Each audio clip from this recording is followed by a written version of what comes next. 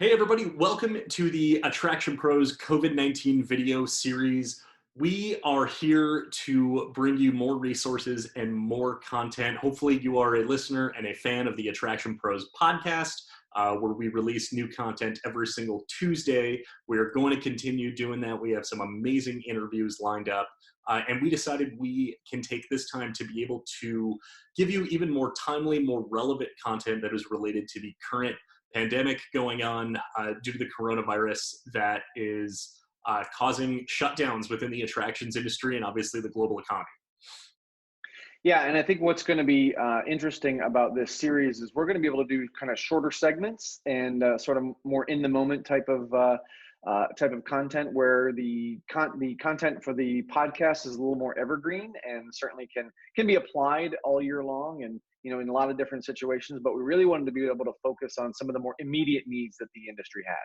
Right. So we're going to come up with a number of different topics. We want to bring on a number of guests. If you want to chat with us, if you have something that you are offering to your clients, to your guests, to the industry as a whole, we definitely want to pick your brain a little bit. So let us know and we'll do one of these video chats. Today, what we're going to talk about is something that a lot of people are going through, and I would say is one of the most heartbreaking aspects of the economic impact of what is going on right now, and that is the number of employees that have had to be either furloughed or laid off. And we know that there are some organizations, I know the larger parks are continuing to pay their employees at least for part of the time and be able to give them some benefits, but we know that that's not in the cards for the majority of operators. So we're going to talk about what we can do to connect with employees that you've either laid off or had to furlough. Yeah, and I think this is a really important topic because you see so many companies doing things to continue to connect with their guest, right? And you see people talking about that all the time. What can we continue to do to keep our guests engaged and provide them sort of some value and some engagement during this time? But I also think it's important for our employees. And so there were some things that I've been thinking about even before this pandemic happened that are ways that we can continue to engage with our employees. And I think they're even more important now. One of those things is really refocusing how we look at what we provide to our team members. So, so often we think about what do our team members want, right? And we think about what are the incentives they want? What are the things, is it a shorter schedule? Is it more money? And, is it a TV, in a drawing, that kind of thing? What do they want? But I think we need to really refocus that, especially now, and think about what do they need? Every human being needs attention. Every human being needs connection. And to me, those are the things that lead to retention. Now, I'm not a math guy, but this is a formula I believe in, that attention plus connection equals retention. And so one of the things that we can do while we are, if we have furloughed employees, if they're going to work for someone else or they're just sitting at home, is to keep the lines of communication open. And whether it's a check-in, a text check-in, or a phone call or something on social media, something to kind of keep them engaged. I think that's really important. And I would honestly really encourage more of the personal connection. So social media and text are fine, but I've actually been doing something where I put out a kind of a blanket offer to do a 30-minute call with anybody who wants to do it. And, they've been fantastic. And, somebody told me yesterday, this is just what I needed. And it was a personal connection. It was talking about some of the things that she could do to re-engage her staff. And I think when people are in sort of this isolation chamber, if you will, we lose that and we forget how much interaction there is during the day. So if you can reach out to your team, even if they're not working for you anymore, and still connect with them, I think that's going to be a great tactic for when they are hopefully coming back. If you are, leaving that door open for when you do reopen, you bring those team members back, they're going to stay connected with you if you are strategically staying connected with them. Right. So you mentioned, social media being one of the ways that you'd be able to connect with them and also, reaching out to them personally. What do you recommend as far as the types of messaging that you're positioning? If let's say, let's say you have a few hundred employees who aren't working right now, and maybe the bandwidth to be able to connect with them on an individual basis might be a little bit little bit tighter, but you at least want to let everyone know that you're thinking about them.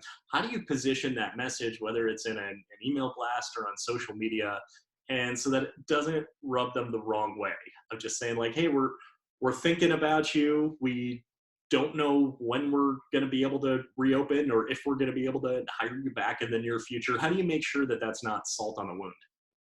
Yeah, I think the key there is compassion, right? The key there is, we're all kind of going through the same thing, and while some people get to keep their paycheck and some people have not, I think there's still a human component to this, a human compassion that if you just reach out to someone and say, hey, I was thinking about you, tell me how things are going, and you talk to them for 5 or 10 minutes, that can have a huge impact.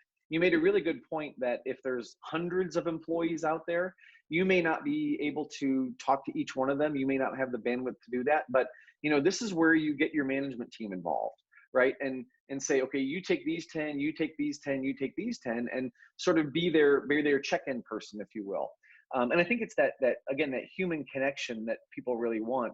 And when we talk about attention, sometimes people just need to be acknowledged for that they're going through something, right? And I was talking to somebody the other day that, this kind of equates to those stages of grief where you kind of don't accept it for a while, and then you do, and then you have sadness, and all those emotions that we're all going through. And I think people just need to be acknowledged, or they need to know that somebody else acknowledges those emotions and that they're going through it. At the same time, I also think leaders need to be sort of a beacon of hope. And Josh, you mentioned it. We don't know if we're going to be able to open, but let's at least talk to them about something. One of the folks I talked to the other day said that their company said, well, we don't have anything to tell them, so we're not going to communicate with our team. And I said, well, you still got to say something, even if it's, especially in this crazy time that we're in, especially if it's, hey, we don't have any new news, but please feel free. We want to keep the lines of communication open. Come to us if you have issues. We'll reach out to you and just kind of see how things are going. So I think, to answer your question, it really comes from a place of compassion and that we're all in this together. How do you think this differs between communication from certain levels of leadership and management to certain levels of employees, whether it's frontline staff and frontline leadership? Who should be reaching out to who or whom? And what should that specific messaging be? When you said, you were talking to someone recently and they said, we don't have anything to tell them, so we're not gonna say anything. And you said, well, you have to say something. Well, how do you find out what that something is and who's delivering that message to the recipient? Right. I think it's got to come from the leadership of that organization. And if you can get to the top part of that leadership so that they know that this is a message that really applies to everybody, I think that is kind of the start of that global message. But again, when you talk about human connection, it can really come from anybody. And that's why I say, get your management team involved, get other people involved that can help you, make those connections and those phone calls. The specific messaging, when you don't have anything to say, just be honest, be transparent. Like, here's what we're potentially working on as a company. We saw this coming through as a potential, benefit from the government, or, this is what we're looking at. We don't really have any news on whether or not that's going to happen. Like you said, we don't know when we're going to open or when we're going to be able to hire you all back, but here's what we're working on. And here's how we're keeping you in mind. And I think that is probably the more important message. We're keeping you in mind than specifically what it is that you have to say. And that's why I think it's so important to keep those lines of communication open. Even if you don't have some, huge announcement, oh, we're going to open next week and come on back, right? We don't have that yet. And we don't know when that's going to be. I think that's one of the most frustrating things. So how do we then communicate with people, or how do we keep those lines of communication open so that, your guests are thinking of you because you're doing these fun things online, you're doing these backstage tours and all this kind of fun stuff, but, how are you still engaging your team? One of the other things that just came to mind too is being able to use this to bring this awareness beyond your staff, beyond your employees who may have been laid off, or beyond who's been furloughed, but also to keep top of mind within the industry as well. And specifically what I'm thinking of is Marriott CEO Arne Sorensen. I'm not sure if you saw this. I'll send you the link. We should post it with this video too. He gave this message that was directed to his employees, but it was broadcasted publicly. And my wife and I watched it, and by the end of it, like, we were choking up. And we don't work for Marriott, but we were able to see, you use the word compassion. I mean, the tone that he used and the message that he was delivering was something that wasn't all doom and gloom. Even though he said, we're down, 75% in these markets, 90% down in these markets. And we're feeling it, and this is what we're doing, and this is what we're thinking about, and we have your best interests in mind. And he was really able to align it very well with kind of keeping that compassion with the employees. And it was done so well that it was broadcasted publicly, so everyone could see this is what Marriott is doing. And that's something that I'm seeing a few other people in our industry doing, as far as if they are writing a letter or if they are posting a message. Hey, instead of just sending that to your staff, post it on LinkedIn too, to say, hey, this is what we are sending to all of our employees, and doing it not in a promotional way or in a way that looks like you are bragging about how compassionate you are during this terrible time, but really saying, hey, we have all of our employees' best interests in mind, and we didn't just pull the plug and let everyone go and not look back. It's very much on our mind, and what we are focusing on is how we can get through this time together. Yeah, I would agree with that. I would say that, in that messaging, like you said, it's not boastful, like, look how compassionate we are, but, this is what we're doing for our teams. And I think that's also leaders helping other leaders figure out how to lead during this time, right? Because you might see what that Marriott executive did and say, oh, that's kind of a similar message that we can provide to our teams. Now, I think there is a balance between the posting it, and making everything public versus some of those private conversations. Sure. I think there's opportunities certainly to spread goodwill and show everybody what you're doing. Part of the reason I'm a fan of those phone calls is because you might get things out of those personal phone calls that you're not going to get, via email. You're not going to get those things via social media. You may learn things about that particular team member that they're never going to share in those forums, or you're not going to see in those ways. So like I said, I do think there's a balance, but if you can help other leaders figure out how to get through this, I think that's a great way to, or that's a great reason to kind of share what you're doing with your employees. Mm-hmm. Yeah. There's another piece to this that you and I have talked about, and we've talked about it with, I know we talked about it with Dennis, which is, what's our responsibility? What's our obligation? If somebody is at home and they're being paid, granted, some of their positions are frontline positions where, you don't have the bathroom to clean at home. You don't have the exhibit to talk about at home, but is there some obligation or responsibility to have them doing something? And, there's a number of different schools of thought. Let's keep them home just to, make sure that they stay safe and that they're home. Fantastic. And I think that's, we have to start baseline, right? And be safe. That's got to be the first thing. But I also think, as I mentioned before, sort of being a beacon of hope is that when you can give someone a purpose, when you can help them see that there is a light at the end of the tunnel, and you can even get them working on a small project. It doesn't have to be, 8 hours a day, 40 hours a week for sure, but something where they can be thinking about more than just sitting at home, scrolling through Facebook, playing with their dog, whatever it is. They're thinking about something that's going to be impactful and helpful to them in the future.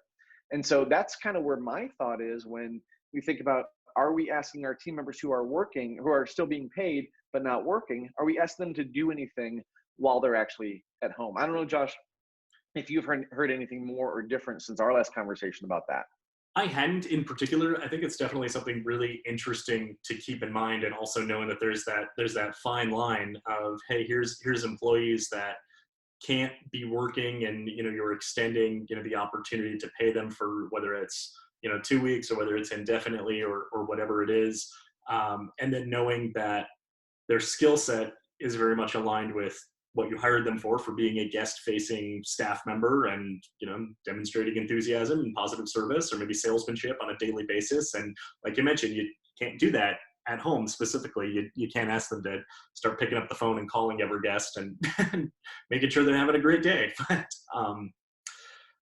what are some examples that you would think of say, hey, we're putting out this project. It's something that has the closest alignment with the skill set of the staff. And it's something that they are able to do at home. We're able to collaborate.